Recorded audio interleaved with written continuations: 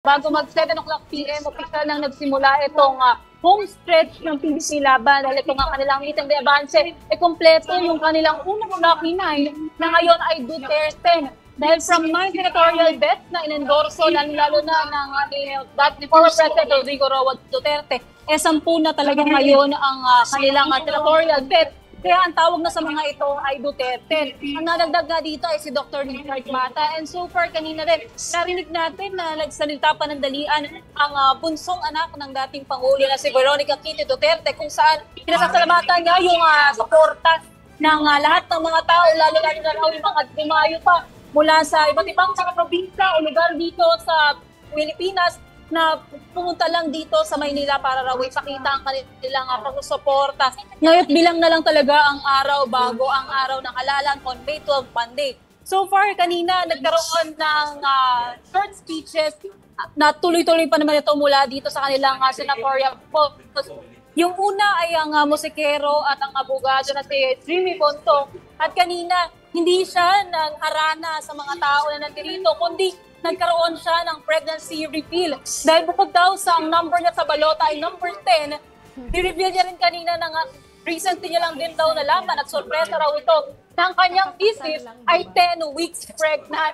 So tinitingnan niya raw dito sa yung lucky number 10 daw para sa kanya. At sana nga raw sa loob daw ng 10 buwan, ito mabibigyan daw ng pagkakataon ng Duterte na manungkulan sa Senado. May bibigyan daw nila yung inaasam daw ng mga Pilipino ng mga pagbabago. Ang nangarana ngayon at tulad sa lumipas din na campaign rallies ng Pilipilaban ay si dating PNP Chief Bato de la Rosa. Kanina, bago siya magsalita, hinaranahan niya muna ang mga Pilipinong nandirito at ang mga botante.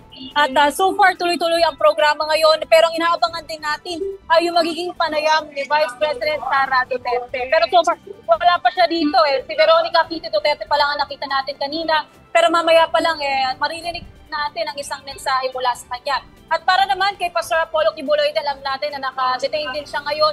Ang naging presentation niya dito, meron siyang life-size na imahe, standee at saka figure niya rin na naka-print out na nakaupo. At ang kasama nito to visually or to personally represent the senatorial ay si Atty.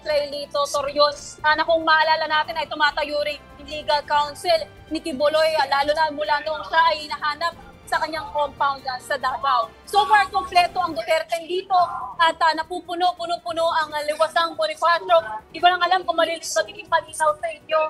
Mula dito sa harapan ng liwasang Bonifacio hanggang doon sa may kalsada, sa may daanan na ng jeep, napuno na ng mga sumusuporta at sila. Mary Mon, bukod kay na Vice President Sara Duterte, kay Kitty at saka yung Duterte, meron pa ba tayong mga inaasahang ibang personalities na mag-a-attend dyan? So far, sa mga nakita na natin dito ay ang BEC Battalion na kanina ay nagpasaya at nagpa-unlock sa mga naghihintay dito kasi around the noon pa lang ay marami na agad ang mga pupunta na dito na naghihintay. Even though hindi naka-program proper, ay simula around 4 o'clock PM, 5 o'clock PM, and then ito nga mag-7 o'clock PM. Tungkol dito, nakita na rin natin kanina ang PDP Laban President na si Senator Robin Padilla kasama ang kanyang asawa na si Mariel.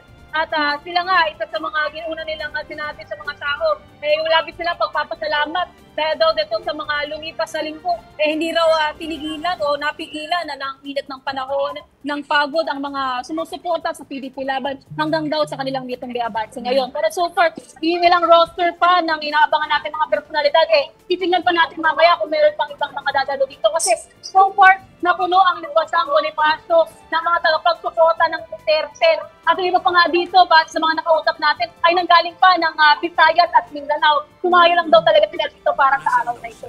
Sa liwasang Bonifacio. Oo. Mary Mon, meron bang estimate kung anong oras matatapos yung meeting de avance? Kasi ang sinasabi ng mga rumors ay towards the end magsasalita si VP Sara.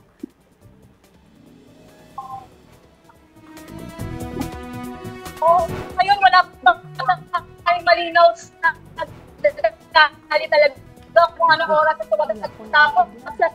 Kasi wala pa lang talaga ng pagkasalita ng Duterte. So far, sa pagbilang natin, nangangalahati pa lang sa mga senatorial votes na nagsasalita. May mga perform pa talaga ito hanggang mamayang gabi. Sige, pakawalan na natin si Merrimon. Parang kumakapit na yung kanyang signal eh. Salamat, Merrimon Reyes. Thank you. Nag-ulat mula dyan sa Liwasang Bonifacio.